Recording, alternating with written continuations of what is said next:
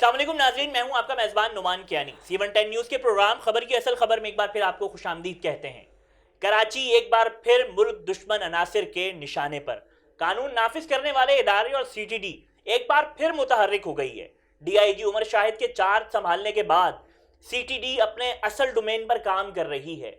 हालिया पेश आने वाले वाक़े में किन लोगों को गिरफ्तार किया गया, उनके क्या अज़ाइम थे और वो क्या चाहते थे, इस हवाले से बात करने के लिए हमारे साथ सीनियर सहाफ़ी समीर कुरैशी मौजूद हैं, जिनसे बात करेंगे और जानेंगे कि कराची का मुस्तकबिल किन हालात और वाक़यात में पोशीदा है।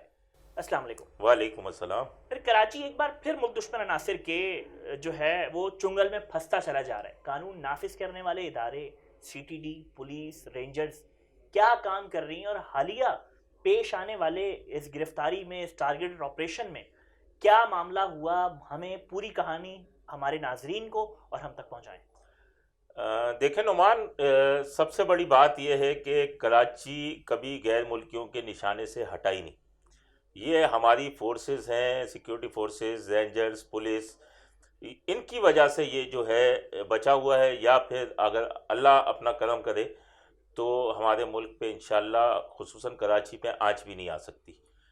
आपने माजी में भी देखा कि स्टॉक एक्सचेंज पे कितना बड़ा वाक़या हुआ, लेकिन अल्लाह ताला ने करम किया, फोर्सेस ने फौरी तौर पर जो रैपिड रिस्पॉन्स फोर्स थी उन्होंने, और इसके अलावा लोकल पुलिस ने कार्रवाई करते हुए, रेंजर्स भी पहुंची थी और वो भी एक बहुत बड़ा हमला नाकाम बनाया था।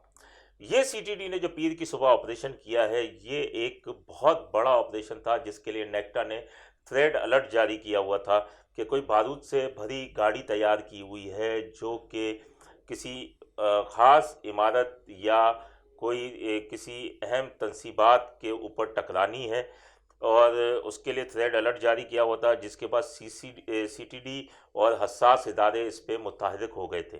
पीर की सुबह ऑपरेशन हुआ शाह लतीफ़ टाउन के अंदर, जिसमें मुकाबले की वहाँ इंफॉर्मेशन मिली। CTD के जो थे राजा उमर खिताब, जो CTD इंचार्ज हैं, वो इंस्पेक्टर शाहिद कुरैशी थे, और इसके साथ ही जो है हसास इदारे के अफसरान थे, वो वहाँ पहुँचे, जिस पर मुल्ज़िमान ने बख्तरबंद गाड़ी पर हमला कर दिया और इसके अलावा फायरिंग भी की। बख्तरबंद गाड़ी को भी नुकसान पहुंचा। जवाबी फायरिंग के नतीजे में एक दहशतगर्द था वो हलाक हो गया, जबकि 5 दहशतगर्दों को गिरफ्तार किया गया, जिनमें कुछ ज़ख्मी हालत में भी थे। इन 5 दहशतगर्दों के नाम जो हमें मालूम हुए हैं वो जाहिदुल्लाह उर्फ सलमान, बिस्मिल्लाह उर्फ हाजी लाला, मोहम्मद कासिम और इनाम और गुल मोहम्मद, ये गिरफ्तार हुए हैं। इन्होंने जो गिरफ्तार तो हो गए, इनमें 9 मुकदमात भी दर्ज हुए। ज़राए ये बताते हैं CTD के कि इन्होंने अहम इंकशाफात किए, और ये वो इंकशाफात हैं कि वाकई एक अभी भी सिक्योरिटी फोर्सेस और CTD को इस ऑपरेशन के बाद लापरवाह नहीं होना। यानी उन्होंने ये इंकशाफ भी किया कि उनके नेटवर्क के दीगर मुल्ज़िमान भी इस शहर में मौजूद हैं। हमारे ज़राए बताते हैं कि उन्होंने इंकशाफ किया है, और वो भी अब यकीनन उनके साथी, एक साथी मरा है, 5 गिरफ्तार हुए हैं, और ये कोई भी जो हैं वो लोकल नहीं थे। बल्कि एक अहम इंकशाफ तो ये सामने आया कि भारतीय दहशतगर्द तंजीम जो रॉ है, उसने कराची में दहशतगर्दी के लिए अफ़गान हसास इदारे और वहाँ के सिक्योरिटी इदारों के अस्करी तरबियत याफ्ता दहशतगर्दों की भर्ती शुरू कर दी है। अच्छा सर, मैं अब यहाँ रुकूंगा। माजी में भी एक सियासी जमात जो कराची को ओन करती थी, जब वो थी तब भी यही सुनने में आता था कि बाकायदा ट्रेनिंग कैंप्स का कयाम है और उनको ट्रेनिंग दी जाती है, और अब काफ़ी टाइम के बाद, उस पार्टी के टुकड़े होने के बाद, अब दोबारा इस चीज़ का कयाम और दोबारा इन चीज़ों की बाज़गश्त, इसको किस अंदाज से देखते हैं? कानून नाफिज करने वाले इदारे किस स्टैंडर्ड पे काम कर रहे हैं? देखें, हमेशा से गैर मुल्की जो है वो नज़रें हम पर लगी हुई हैं।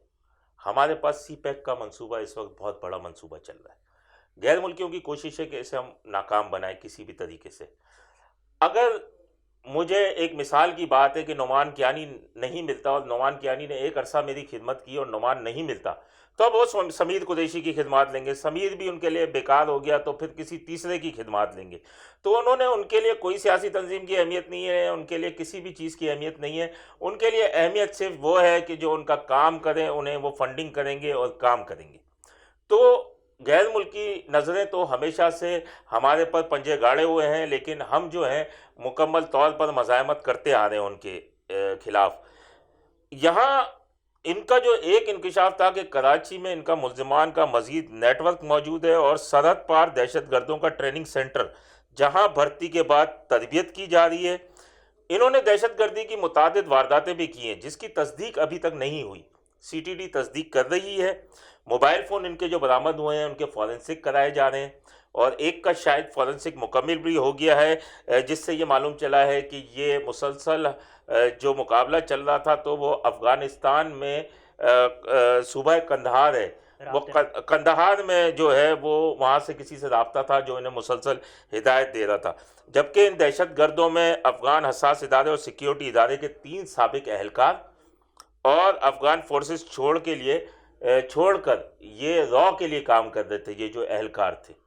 اچھا آپ یہاں سبھی صاحب یہاں پر میں ذکر کرتا چلوں کہ راجہ عمر خطاب اس میں کوئی شک نہیں مایہ ناز افسر ہیں, تجربے کار تفتیش کار ہیں اور ان کی کافی خدمات ہیں, مگر ہمارا ماضی ایسے مقابلوں سے بھرا پڑا ہے جس میں مشکوک ہونے کی بھی کچھ حد تک علامات پائی جاتی ہیں. آپ کیا سمجھتے ہیں کہ واقعی ان میں کس حد تک ٹرانسپیرنسی تھی؟ یہ واقعی ان بنیادوں پہ ایسا کوئی تو وہ نہیں ہے کہ ہمیں پتہ چلے 2 سال کے بعد 1 سال کے بعد اس کے حوالے سے بھی کوئی کھوکھلے دعوے سننے کو ملیں جیسے ماضی میں بہت سارے ایسے مقابلوں میں ہماری داستان ہے سندھ پولیس کی کہ سننے کو ملتے ہیں اور بہت سارے افسران سزائیں بھی بھگت چکے ہیں. دیکھیں میں آپ کو بتاؤں, مقابلہ اصلی ہو یا جعلی, ٹھیک ہے, آپ یہ دیکھیں کہ تھے کون. یہ شہر تباہ کر دیتے ہیں. ان کا ہدف سندھ اسمبلی کی ایک عمارت تھی. ان کے قبضے سے بارود سے بھرا رکشہ ملا. ان سے ایک چیز جو ہے خودکش جیکٹس ملی, اسلحہ گولہ بارود ملا بڑی تعداد. سندھ اسمبلی ان کا ہدف تھا لیکن سیشن نہیں ہو رہے تھے جس کی وجہ سے سندھ اسمبلی بچ گئی. آغا سراج درانی نے بھی اپنے اس میں کہا تھا اجلاس کے دوران کہ کسی وقت بھی سندھ اسمبلی پہ حملہ ہو سکتا ہے جس کی اوپر اعلیٰ حکام کو بھی ہم نے آگاہی فراہم کی. ایک اور بھی کوئی مخصوص عمارت تھی جس پر انہوں نے حملہ کرنا تھا. اب جو ہے یہ را اس میں مکمل طور پر جو ہے اور یہ جو گرفتار ہوئے ہیں ان کی آپ اہمیت دیکھیں کہ یہ تجربہ کار اور تربیت یافتہ تھے جو گرفتار ہوئے ہیں. یہ ابھی تو آہستہ آہستہ ان کی ہو رہی ہے اور یہ ہے کہ ڈی آئی جی جو سی ٹی ڈی ہیں عمر شاہد, انہوں نے استدعا بھی کی ہے تحریری طور پر کہ جے آئی ٹی تشکیل دی جائے تاکہ جے آئی ٹی کے اندر تمام چیزیں واضح ہو سکیں کیونکہ کچھ اہم شخصیات کو بھی انہوں نے نشانہ بنانا تھا. میں آپ کو بتاؤں ماضی میں بھی اگر آپ دیکھیں کلبھوشن یادو جو ہے وہ آپ کے سامنے ہے جس نے بلوچستان میں بیٹھ کر اور ایران کی طرف بیٹھ کر اور کراچی کے اندر دہشت گردی کروائی اس نے اور پھر بلوچستان سے گرفتار ہوا اور ابھی بھی اس کا وہ گرفتاری ہے. تو آپ یہ دیکھیں کہ ہمیشہ سے ہمارے بیچ کے اندر لوگ ہیں, ابھی بھی اتنے گرفتار ہوئے. ماضی میں راؤ انوار کو دیکھ لیں, بے شک ان کے اوپر لگا کہ جعلی مقابلے کرتے ہیں یا کچھ کرتے ہیں لیکن انہوں نے جتنے بھی مارے آپ دیکھیں ان کا کرمنل ریکارڈز تھا. آپ سمجھتے ہیں ڈی آئی جی عمر شاہد کے چارج سنبھالنے کے بعد جو انہوں نے وعدہ پہلی پریس کانفرنس میں کیا تھا کہ سی ٹی ڈی اپنے ڈومین میں رہ کر کام کرے گی, وہ اس حد تک کسی حد تک کامیاب ہوئے ہیں اس میں؟ دیکھیں آپ سی ٹی ڈی کا ماضی کا اور ابھی کا ریکارڈ اٹھا کے دیکھیں, 3 ہفتے یا 1 مہینے کا ریکارڈ اٹھا لیں, 1 مہینے میں ان کی کارروائیاں دیکھیں. سی ٹی ڈی اپنی اصل پٹری پہ واپس آ چکی ہے اور سی ٹی ڈی کے پاس ایسا نہیں کہ نامور وہ نہیں ہے. ان کے ایس ایس پی عارف عزیز, سی ٹی ڈی انچارج راجہ عمر خطاب, مظہر مشوانی, سرور کمانڈو آ گئے ہیں اب. اس کے علاوہ نعیم جو ڈی ایس پی ہوتے تھے جنہیں نعیم سناٹا کہتے ہیں, شاہد قریشی, شعیب قریشی, چودھری صفدر جیسے افسران چودھری صفدر. تو یہ ایسے افسران ہیں جو کہ ہم کراچی میں کریم کہتے ہیں اسے پولیس کی, سندھ پولیس کی کریم کہہ لیں تو یہ بھیجا نہ ہوگا. تو یہ اگر کام کرنا چاہیں انہوں نے کیے, ماضی میں بھی انہوں نے ہی کام کی. سانحہ صفورہ بہت بڑا کیس تھا, 45-47 افراد مار دیے تھے. راجہ عمر خطاب نے وہ کیس حل کیا.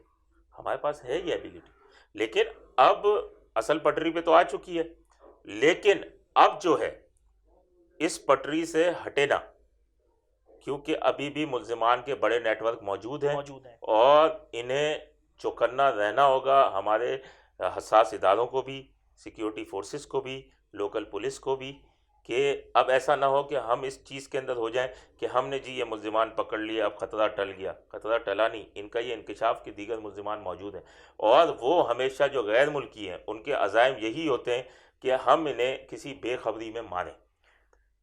سر بہت شکریہ آپ کا، آپ نے وقت دیا، بہت ممنون و مشکور ہیں آپ کے. افسران چاہے پولیس کے ہوں، رینجرز کے ہوں، یا دیگر قانون نافذ کرنے والے ادارے کے ہوں، ہمارے سر کا تاج ہیں اور ہم ان کی ویسی عزت کرتے ہیں جیسا ہم پر فرض ہے. مگر ایسے افسران کی نشاندہی بھی بہت ضروری ہے جو سفید پوشی کی آڑ میں رشوت اور غداری کا مرتکب ٹھہرتے ہیں. ہم ان کی نشاندہی کریں گے اور ضرور کریں گے. انشاءاللہ ایک نئے موضوع کے ساتھ پھر حاضر ہوں گے. تب تک کے لیے اپنے میزبان نعمان کیانی کو اجازت دیں. اللہ نگہبان.